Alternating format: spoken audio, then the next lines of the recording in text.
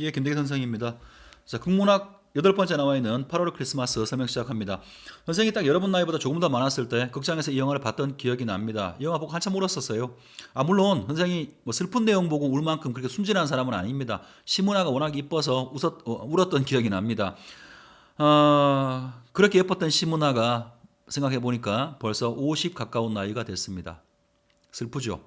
여러분 청춘도 금방 지나갈 겁니다.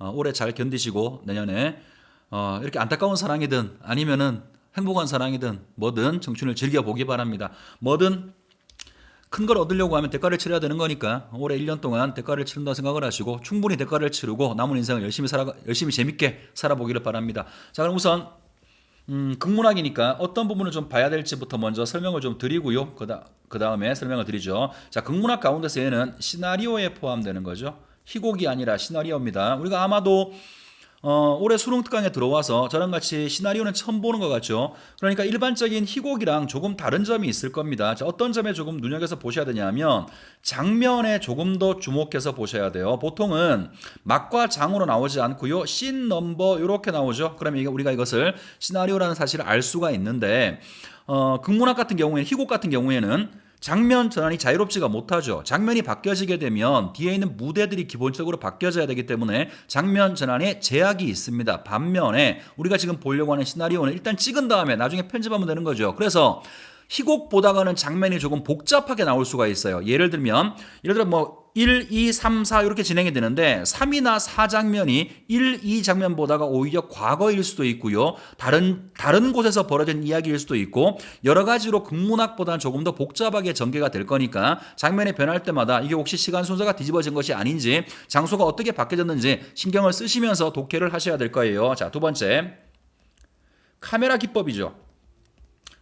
어쨌든 카메라로 찍어내는 것이니까 카메라 기법들이 나름대로 문제가 될 수가 있는데 뭐 달달 외울 필요는 없어요. 이걸 뭐 클로즈업이다, 뭐 디졸브다, FI다, FO다 다 외울 필요 없고요. 이런 것들은 어차피 보기에 주어질 거니까 암기할 건 없습니다만 그래도 기본적인 카메라 기법들은 공부를 좀 해두는 게 좋지 않을까 싶고 전 세 번째가 제일 중요해 보이고 막상 문제에 나온 학생들이 가장 어려워할 거라고 생각합니다. 또 카메라 이야기인데요. 카메라의 위치입니다. 선생님이 지금 지문을 읽어나가면서 이런 부분이 어디에서 우리가 좀 봐둬야 될지 말씀을 드릴 텐데 찾아내기도 어렵고요. 시험 문제가 나면 학생들이 바로바로 캐치하기가 좀 어려운 부분인데 지시문에서 카메라가 어디에 있다 혹은 누구의 시선으로 바라본다 이런 장면이 나오게 되면 특별히 이 장면을 찍을 때 카메라가 어디에 있어야 되는지를 신경을 써주시기 바랍니다. 나머지 네 번째는 시나리오만 그런 것은 아니고 사실은 극문학도 마찬가지일 수가 있는데요. 쓸데없이 나오는 소재는 없습니다. 글 속에 나오는 소재들이 분명히 어떤 의미를 가지는 걸 거예요. 그 다음에 등장인물이 대사를 하거나 혹은 행동을 할 때 거기에 포함되어 있는 인물의 의도 혹은 심리가 있겠죠. 네 번째 적어드리는 것은 시나리오뿐 아니라 모든 극문학이 다 그렇습니다. 그래서 이런 거 위주로 여러분들이 독해를 해나가시면 될 것 같고 글 내용은 별로 어렵지가 않아서 선생님이 뭐 대단한 거 설명할 건 아니고요. 같이 읽어 나가면서 좀 주목해서 봐야 될 부분이 어떤 건지 확인해보고 문제를 풀어보도록 하겠습니다. 오랜만에 지금 EBS에 실린 것 중에서 여기 지금 요 글은 요 파트는 지문보다는 문제가 조금 더 어렵게 나와 있는 뭐 마음에 드는 그런 문제입니다. 자, 그러면 일단 해제부터 먼저 보시고 시작할게요. 선생님 오늘부터는 글씨가 조금 작다 그래서 글씨를 키우다 보니까 한 화면 속에 전체가 다 안 들어가는 좀 그런 문제가 있긴 하네요. 다들 교재 가지고 있을 것 같으니까 여러분 교재 참고해서 보시면 좋겠습니다. 자, 읽어보겠습니다. 이 작품은 시한부 인생을 사는 남자가 한 여자를 만나 사랑하는 마음을 키워가면서도 죽음을 준비할 수밖에 없는 상황에서 겪는 심리적 갈등과 안타까운 사랑을 이게 글 내용이고요. 그려낸 시나리오이다.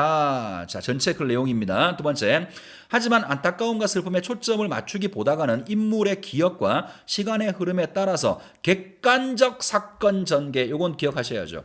객관적으로 사건을 전개한다는 겁니다. 글 속에서 징징 짜는 장면이 거의 나오지 않아요. 심파조로 진행되는 것이 아니라 객관적으로 전개한다는 말은 최대한 감정을 절제한다는 거죠. 감정을 절제하고 뒤에 나오겠습니다만 담담하게 죽음과 이별을 담담하게 그려내고 있는 게 이 글의 특징이라고 볼 수 있고 자, 세 번째 중요한 게 나오는데요. 대사보다는 지시문의 비중이 높습니다. 글 읽어보시면 대사는 거의 없어요. 대사 보다가는 지시문의 비중을 높게 했습니다. 이게 중요한 게 아니라 왜 이렇게 했냐가 중요한 거죠. 자, 이렇게 해서 정적인 영상을 만들어요. 정적인 영상을 만들어서 인물의 심리, 사건 전개, 이야기 보다가는, 서사 보다가는 인물의 심리에 초점을 맞추고 있는 글이라고 보시면 돼요. 인물의 심리를 드러내도록 하고 있으며 인물 간의 애틋한 사랑을 아름답게 보여주는 효과를 내고 있다. 인물의 상황을 암시하는 상징적 소재를 많이 활용하고 있으며 여름에서 크리스마스까지의 시간적 흐름 속에서 삶과 죽음, 사랑의 의미 등을 생각해 보도록 하고 있다. 자, 읽어보겠습니다. 열나 슬픈 글이에요. 읽어볼게요. 아픔 줄거리부터. 시한부 인생을 살고 있는 정원은, 이름이 여자 같습니다만 남자 사진사입니다. 정원은 사진관을 운영을 한다. 어느 여름날 주차 단속원 다리미가, 이게 시문화였어요. 열나 이뻤다고. 다리미가 정원에게 주차 단속 사진을 맡기면서 두 사람은 서로 조금씩 가까워진다. 여러분은 조금 이해가 안 될 수 있을 것 같긴 해요. 이때는 디지털 카메라가 없었습니다. 그러니까 불법 주차한 차량의 증거물로 사진을 찍어놓고 이거를 맨날 사진관에 와서 현상을 하면서 두 사람이 자연스럽게 가까워지게 됩니다. 물론 가까워지는 가정만 나오지 난 당신을 사랑합니다 이런 말은 이 글 속에 어디에도 나오지 않아요. 여러분 말로 고친다 그러면 썸만 타는 단계예요. 일단 그런 지금 상황이 만들어진 것이고요. 자, 이런 상황에서 그러던 어느 날 정원은 상태가 악화되어, 시한부 인생이라고 그랬죠? 상태가 악화되어서 병원에 입원하게 된다. 혹시 시한부 인생이란 말 모르는 사람은 없죠? 죽음이 예정되어 있는 사람이라는 거예요. 불치병에 걸려서 죽음이 예정되어 있는 사람인 겁니다. 자, 그러면 첫 장면부터 보겠습니다. 장면 94번 차 아니고요. 선생님이 장면 바뀔 때 잘 보라 그랬어요. 자, 다림의 시점으로 처음부터 다림의 시점이죠. 그러면 다림의 얼굴을 찍는다는 말이 아니에요. 카메라가 다림의 눈이 되어서 상황을 본다라는 말입니다. 카메라의 위치 항상 신경을 쓰시기 바랍니다. 다림의 시선으로 사진관을 스쳐 지나간다. 굳게 닫힌 사진관. 출장 중이라는 팻말만 덩그러니 걸려있다. 다림 고개를 돌려 사진관을 바라본다. 다림 철이에게 차를 세워달라고 한다. 자, 첫 장면 뭔가 이유는 모르지만 매일매일 만나오던 사람이 지금 만나지 못하는 상황이 된 겁니다. 다음으로 가죠. 장면 95번 사진관 앞 도로고요. 차에서 내려 사진관 쪽으로 뛰어가는 다림. 사진관 앞 또 낮이고 사진관은 여전히 문이 잠겨 있다. 다림은 계속 궁금해합니다. 다림은 편지를 꺼내서 연락해볼 방법이 없어요. 그죠? 그러니까 뭔가 자신의 마음을 전할 수 있는 매개체로서 선택이 된 것이 편지라는 소재 같아요. 자, 편지를 꺼내서 문틈으로 집어 넣는다. 그러나 좁아서 들어가지 않는다. 편지 겉봉이 많이 구겨진다. 다림은 구겨진 편지 봉투를 가방에 넣고 새 봉투에 편지를 넣고 몸을 구부려 문 밑으로 밀어 넣는다. 문 안으로 들어가는 편지. 자, 굳이 구겨진 봉투를 쓰지 않고 새 봉투에 넣었어요. 좀 유치합니다만 굳이 의미를 부여하자면 어떤 정성 같은 걸 보여준다라고 할 수 있겠죠. 자, 다음으로 갑니다. 장면 97번 병원. 드디어 장소가 바뀌었네요. 자, 여기까지 오는 동안에 한 번도 대사 나온 적 없습니다. 지시문 위주로 사건이 전개됐어. 왜 그런 거죠? 인물의 심리를 보여주고 정적인 장면을 통해서 두 사람 간의 애틋한 사랑을 강조하는 기법으로 대사보다가는 지시문을 쓰고 있는 겁니다. 자, 4명의 환자들이 같이 쓰고 있는 병실에 보안등만이 희미하게 켜져 있고 나직하게 코 고는 소리가 들린다. 밤인 모양입니다. 정원이는 창가에 누워있고 보호자 간이 침대에는 정숙이 앉아서 정원을 바라보고 있다. 정숙이는 정원의 동생일 거예요. 잠을 자고 있는 정원의 얼굴, 좋은 꿈이라도 꾼 듯이 정원은 살며시 미소를 짓고 있다. 잠에서 깨어나 눈을 뜨는 정원. 자, 정숙이가 오빠 깼어? 아프지 않지? 정원이가 대답을 하고요. 정원은 멀뚱히 천장을 바라본다. 정숙 무슨 생각해? 그랬더니 뭐라고 말하냐면 갑자기 아카시아 냄새가 맡고 싶어. 아파트가 들어서기 전에 삼거리 동산이 있었잖아. 밤늦게 버스가 지나갈 때는 아카시아 냄새가 바람을 타고 버스 안으로 들어왔었어. 자, 과거를 회상하는 장면, 과거를 추억하는 거죠. 자, 어떻게 생각하면 이 인물은 다시는 이런 상황을 겪어볼 수 없을 수도 있지. 아카시아가 피기 전에 죽을 수도 있으니까. 그래도 불구하고 전혀 슬프지 않게 담담한 어조로 이야기하고 있어요. 이 글 전체가 다 그렇습니다. 자, 정수기가 오빠 어떤 아가씨하고 친하게 지낸다면서 다림이에요. 연락해서 오라고 할까? 그랬더니 정원이가 뭐라고 말하냐면 됐어. 보고 싶은 사람 없어. 자, 아마도 이 사람의 이게 본심이 아닐 거예요. 분명히 마음속에는 다림이를 보고 싶은 마음이 있겠죠. 그죠? 그렇지만 나름대로 다림 왜 보지 않으려고 할까요? 여러 가지 이유가 있겠죠. 그죠? 만약에 사귀다가 사랑을 확인한 상태에서 자기가 죽게 되면 다림이는 슬퍼할 것 같으니까 슬픈 사람이 한 사람 더 생기는 거죠. 또 하나는 인생을 서서히 정리하는 과정에서 새로운 사랑을 시작하는 것에 대한 두려움일 수도 있고요. 여러 가지 복합적인 감정들이 포함되어 있는 것 같은데 어쨌든 이렇게 말하는 것은 본심은 아닌 것 같습니다. 자, 그 다음 눈을 감은 정수기가 정원에게 고개를 돌려서 창밖을 본다. 다음 장면 98번 도로고요. 열린 창문으로 고개를 내민 다림, 바람에 헝클어진 여자의 머리, 멍하니 바깥 풍경을 바라보는 다림, 스쳐 지나가는 거리의 풍경들, 거리가 달리는 주차 단속 차량 티코. 자, 아까 봤던 장면, 이 장면하고 별로 의미가 없어 보이죠, 그죠? 아마도 이 글을 쓴 사람이 예상하고 있는 것은 두 사람이 일상을 살아가지만 한 사람은 병원에서 한 사람은 주차 단속 요원으로 일상을 살아가지만 저 멍한 표정 속에 항상 서로를 생각하는 그런 마음이 담겨져 있는 그런 연기를 할 것처럼 보이죠. 자, 다음 99번 사진관이고요. 잠긴 사진관 앞에서 쓰렁거리는 다림. 자, 계속해서 뭔가 소통을 시도하고요. 궁금해합니다. 다림은 닫힌 사진관 문의 손잡이를 잡고 흔들어 본다. 그리고 이야기가 중략됐습니다. 다음으로 갑니다. 111번 사진관 낮이고요. 정원은 테이블에 자 이제 다시 정원이 돌아온 모양이죠. 병원에 입원해 있다가 다시 돌아온 장면입니다. 테이블 위에 편지지를 놓고 편지를 쓰고 있다. 똑같죠? 아까 두 사람 사이에 어떤 전화라든가 그런 게 아니라 편지를 통해서 서로의 마음을 전하는 매개체가 됩니다. 아마 이 편지의 내용이 영화에 안 나오는 것으로 알고 있는데 추측컨대 제일 마지막 나레이션이 이 편지의 내용이 아닌가 싶어요. 어쨌든 편지를 쓰고 있다. 다 쓴 편지를 곱게 접어서 봉투에 넣는 정원. 다음 112번 슈퍼마켓 앞이고요. 파라솔 의자에 나란히 앉아있는 철구와 정원, 지나가는 사람들을 본다. 철구, 그 주차 단속 아가씨 너 입원하고 안 보이더라. 그만뒀나? 정원이가 야 벌써 가을이다. 가을이 다 갔네. 자, 이건 좀 보세요. 지금 묻고 있는 건 그 아가씨에 관한 이야기를 묻고 있죠. 그런데 정원이는 거기에 대한 답변을 하지 않습니다. 일부러 회피하는 것처럼 보이죠. 그러면서 가을이 다 갔다라고 말하고 그 다음 뭐가 나오냐면 정원은 길가의 앙상한 가지들을 바라봅니다. 길가의 나무들이 앙상해요. 자, 그러면 우리가 굳이 한번 의미를 부여해 보도록 합시다. 앙상한 가지들은 물론 이제 겨울이 다가오고 있다. 계절감을 보여주는 소재일 수 있죠. 당연히. 동시에 뭐를 보여주는 거냐면 그 무성했던 나뭇잎이 다 떨어지고 앙상한 나뭇가지만 남아서 이제 곧 겨울이 오면 이 나무는 죽을지도 몰라. 다시 말해서 정원의 생명력이 다 하고 있음을 보여주는 거죠. 자, 인물 정원의 상황을 상징적으로 보여주는 사물이 아마도 요 나무처럼 보이고요. 정원이가 벌써 가을이 다 갔네 이렇게 말하고 있는 것은 자신의 남아있는 시간이 얼마 남지 않은 거에 대한 안타까움을 또 역시 담담하게 표현하고 있는 것처럼 보입니다. 다음으로 가지요. 111번 사진관 밤이고요. 정원은 선생은 이 영화 본 것 중에서 이 장면이 제일 기억에 남아요. 한 20년 지났는데 지금도 기억에 남습니다. 자, 정원은 선반 위에 있는 박스와 앨범을 꺼낸다. 이 박스하고 앨범은 결과적으로 뭐였냐면 정원의 추억일 수 있죠. 지나왔던 정원의 추억일 수가 있고요. 지난 시간 동안에 정원의 삶 전체가 압축적으로 들어있는 것으로 볼 수가 있을 것 같아요.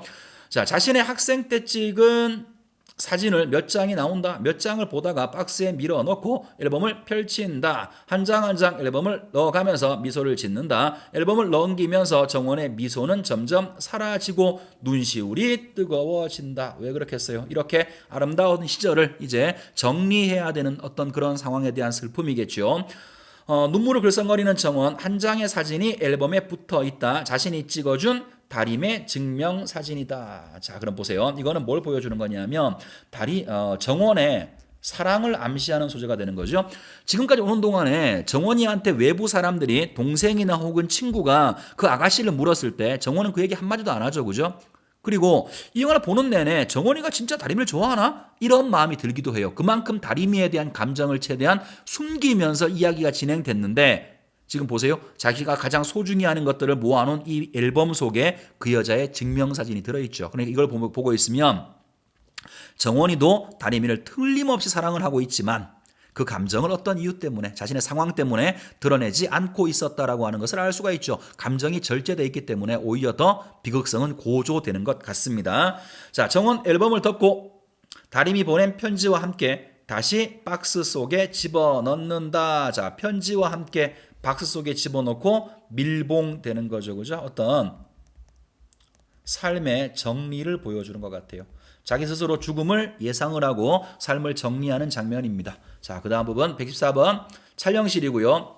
정원 벽에 걸린 손님용 양복을 입는다. 거울 앞에서 넥타이를 매는 정원. 카메라 앞에 놓인 의자 위에 앉는다. 정원 다시 일어나서 카메라를 보고 자신의 위치를 확인하고는 자리에 앉는다. 플래시가 터진다. 한 번, 두 번, 세 번. 활짝 웃는 정원의 얼굴이 화면에 가득 찬다. 그 사진은 그대로 정원의 영정 사진으로 디졸브 된다. 자, 그러니까 죽음을 이런 식으로 표현했어요.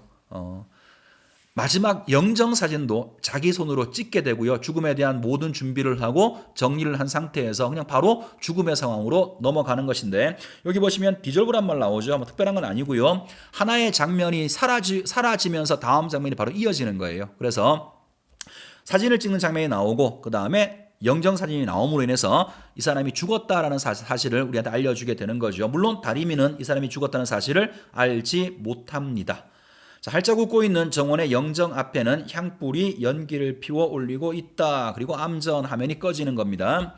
115번 사진관 앞 이제 이미 정원이는 죽은 상태인 거죠. 눈이 내리는 사진관 앞 거리. 자, 겨울이 온 모양인데 정원은 겨울을 보지 못하고 죽은 모양입니다. 자, 어딘가에서 크리스마스 캐럴이 흐른다. 사진관 문이 열리고 정원의 아버지가 나온다. 자, 문이 열렸는데요. 정원이가 나오는 게 아니라 정원의 아버지가 나오죠. 이게 아마 신구였을 거예요. 그런데 어떤 인물이 사라졌음에도 불구하고 일상은 계속 지속되고 있음을 보여주는 걸 겁니다. 그리고 여기 지금 보시면 정원이 없는 뭔가 비극적인 상황인데 크리스마스 캐럴이 나오죠. 요거의 의미는 뒤에 문제 보기 속에 나올 거니까 그때 가서 다시 한번 이야기를 하겠습니다. 문을 잠그고 스쿠터를 타고 멀어져가는 아버지, 겨울 코트를 입고 자, 그 다음 장면에 이제 드디어 열나 이쁜 시문화가 등장을 합니다. 겨울 코트를 입고 털모자와 목도리를 한 다림이 사진관 앞으로 걸어간다. 그러다 문득 다시 발걸음을 멈추고 서서 사진관 쪽으로 걸음을 옮기는 다림. 유리창 안에서 밖을 보면 자, 또 읽어봅시다. 유리창 안에서 밖을 보는 거죠. 카메라가 어디 있어요? 카메라가 사진관 안에 있습니까? 밖에 있습니까?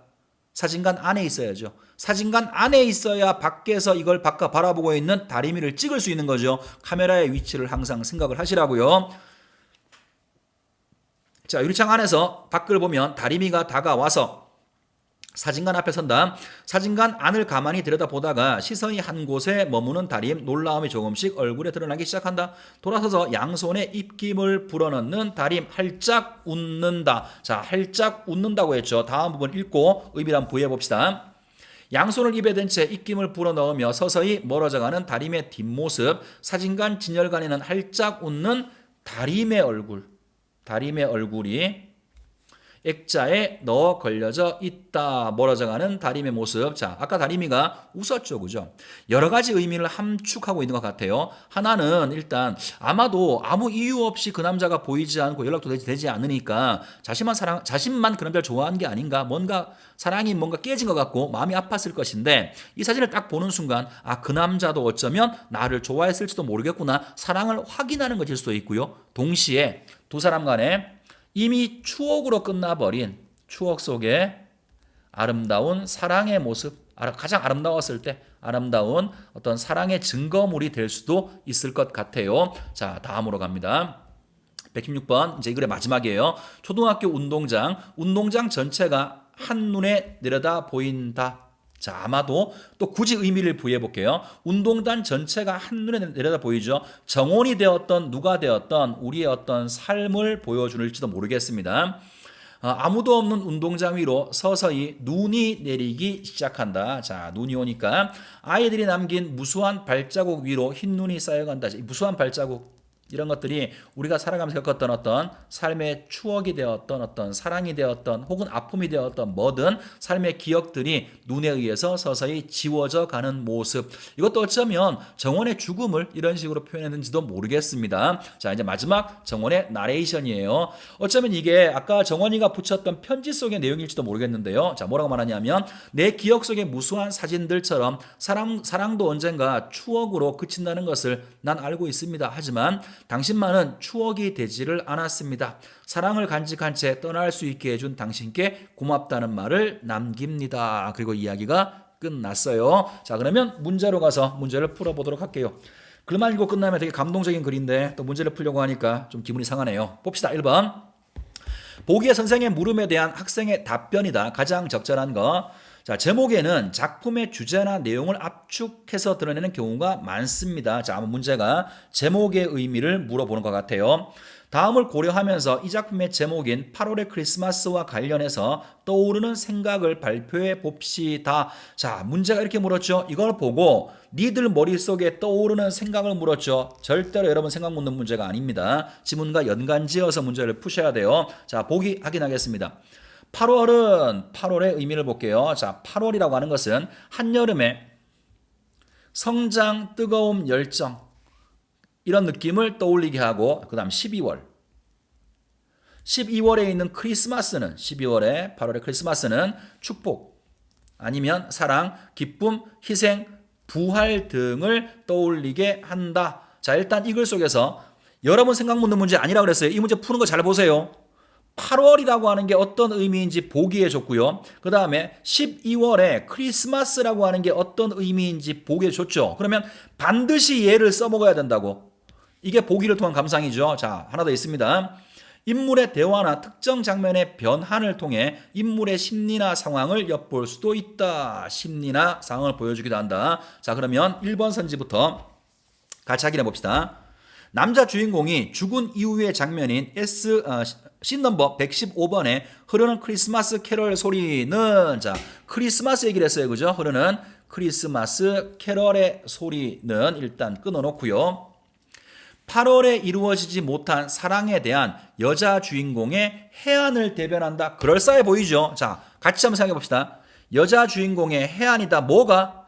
크리스마스 캐럴이. 그러면 우리가 앞에서 봤었던 크리스마스의 의미가 뭐였어요? 축복, 사랑, 기쁨, 희생, 부활이죠. 여기 어디 해안이 있나요?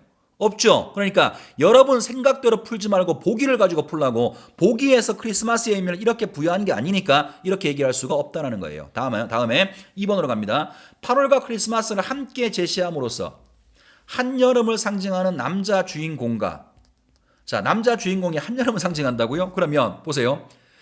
한여름이 성장, 뜨거움, 열정이죠. 이 글 속에서 남자 주인공이 성장을 보여줬어요? 뜨거운 모습 보여줬나요? 열정을 보여줬나요? 이미 이렇게 얘기하는 건 보기랑 전혀 맞지가 않죠. 3번 갑니다. 자, 야, 벌써 가을이 다 갔네 라는 남자 주인공의 말에는 8월이 훌쩍 지나가는 것에 대한 아쉬운 마음과 그렇겠지, 그지? 이제 자신의 삶이 다 돼가는 것이니까 크리스마스가 곧 다가오는 것에 대한 설렘이 담겨 있다. 자, 설렘. 일단 보세요. 이건 아까 보기에서 세 번째 어떤 장면 속에는 인물의 심리가 담겨져 있다 그랬죠. 이 장면을 말할 때 인물의 심리는 뭘까요? 안타까움이죠. 어쩌면 크리스마스를 볼 수도 없다고 하는 시한부 인생을 살아가는 자신의 삶의 안타까움인 것이니까 곧 크리스마스가 오면 좋겠어? 천만의 말씀이죠. 인물의 심리와 맞지 않습니다. 자, 4번으로 가죠. 8월에 지닌 뜨거움, 열정 등의 느낌과 크리스마스에 떠올릴 수 있는 희생, 부활 등을 대비적으로 표현함으로써 자, 일단 열정하고 뜨거움 열정하고 희생과 부활이 대비라고 말하기는 어려울 것 같고 그냥 뜨거운 8월과 12월 차가운 12월을 대비라고는 볼 수 있을 것 같죠. 그렇다고 칩시다. 남자 주인공의 삶에 대한 열정과 주인공이 어떤 열정을 보여줬던가요? 글쎄요. 열정과 희생적인 죽음 누구를 위해서 죽었어요? 미치지 않고서야. 답은 5번밖에 없겠네요. 확인합니다. 8월은 보기를 가지고 푸는 걸 알았어요. 8월은 남자 주인공과 여자 주인공이 만나 사랑이 성장하는 때이고 크리스마스는 사랑의 기쁨을 축복하는 때라고 볼 수 있으므로 복이랑 일치하죠. 8월에 이루어지는 사랑의 기쁨이라는 의미가 담겨 있는 것 같습니다. 5번만이 보기를 통해서 감상한 거예요. 여러분들이 올해 수능을 볼 때 가장 흔하게 보는 문제가 이런 문제죠. 보기를 통한 감상. 절대로 여러분 생각 묻는 문제가 아닙니다. 보기나 지문의 근거를 가지고 푸셔야 돼요. 이 문제 답 쉽게 골랐다고 해서 쉽게 보지 말고 어떻게 풀어냈는지 풀이 과정을 꼭 한번 기억하시기 바랍니다. 자, 그 다음 문제 2번으로 건너가죠. 이것도 또 보기가 또 있네요. 자, 보기를 참고해서 기억 미음에 대해 구상한 연출 계획이다.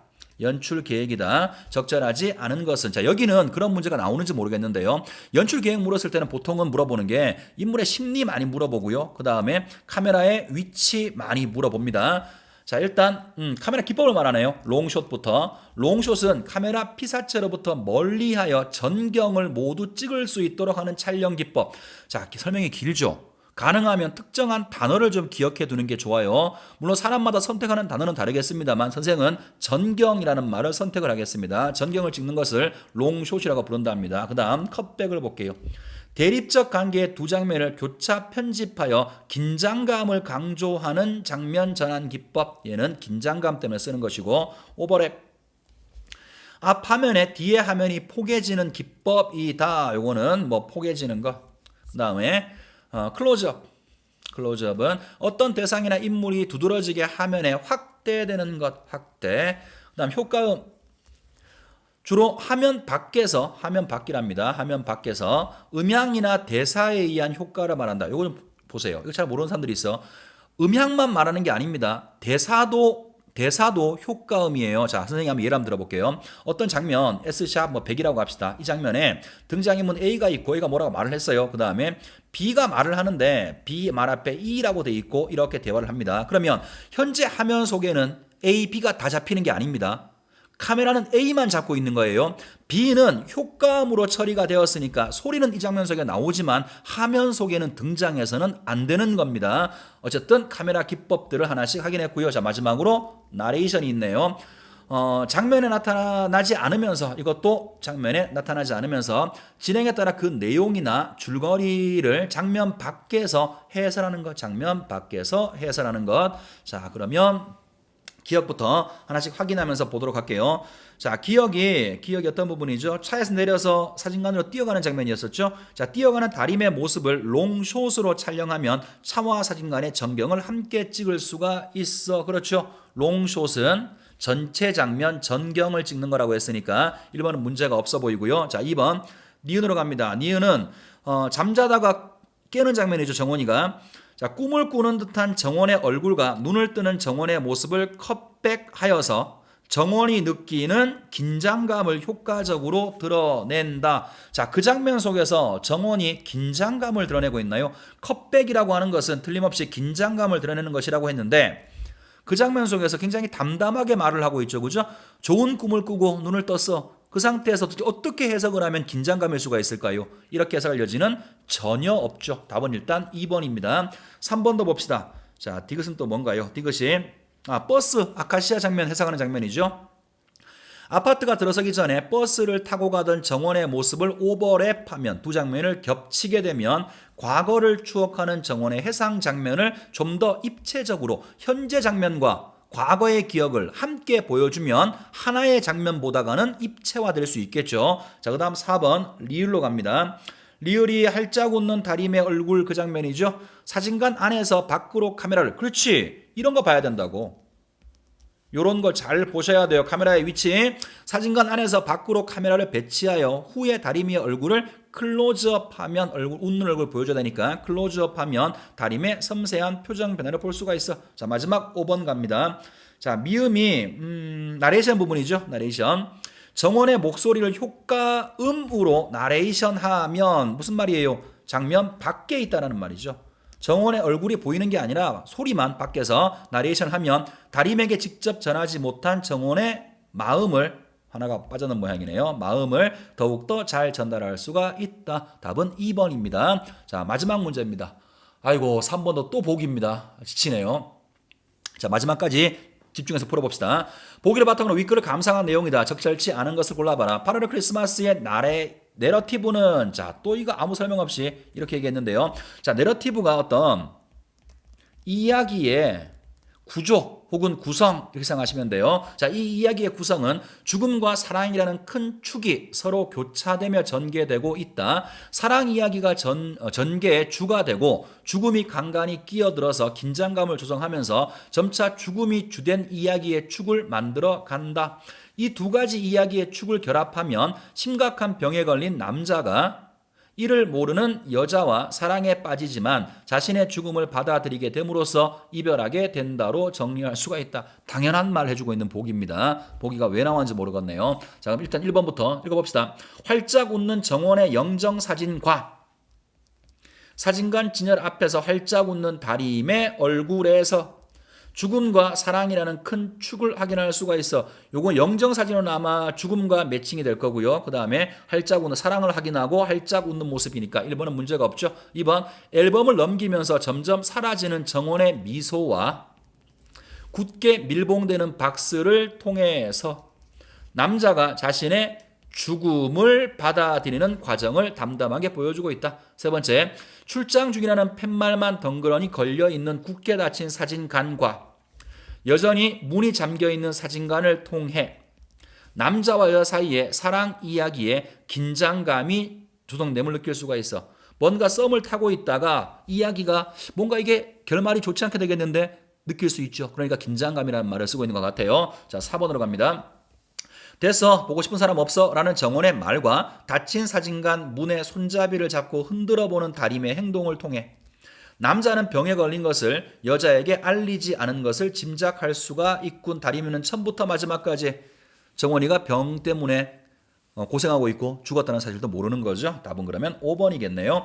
구겨진 편지 봉투 대신에 새 봉투 편지를 넣으려는 다림과 다 쓴 편지를 곱게 접어 봉투에 넣는 정원의 모습을 통해 남자와 여자의 사랑이 시작되는 과정. 무슨 소리야? 여기서 아마도 남자 주인공 정원이가 영정사진 찍으면서 그 전에 편지를 쓰죠, 그죠? 그러면 정원이가 썼던 정원이의 편지는 자신의 마음을 전달하는 건 틀림없지만 사랑을 시작하는 게 아니고요, 뭔가 사랑을 정리하는 거죠. 그러니까 5번은 잘못됐고, 물론 그 다리미가 넣어주는 그 편지 봉투의 내용도 사랑을 시작한다기보다는 뭔가 궁금해서 묻는 것이니까 이미 사랑은 시작된 상황이라고 볼 수 있죠, 그죠? 그래서 이거는 두 상황 모두 다, 두 편지 모두 다 사랑의 시작과는 관련성이 없습니다.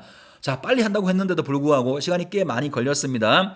어쨌든 시간 되실 때, 고3도 학생이니까요, 사람이니까, 고3 재수생도 사람이니까 가끔씩 시간 될 때 펑펑 울고 싶을 때, 그럴 때 있죠, 그죠? 그럴 때 요영을 한번 보시기를 추천해 드립니다. 선생이 왜 시문화를 이쁘다고 했는지 이해할 수 있을 겁니다. 자, 수고 많았고요. 다음 시간에 보겠습니다.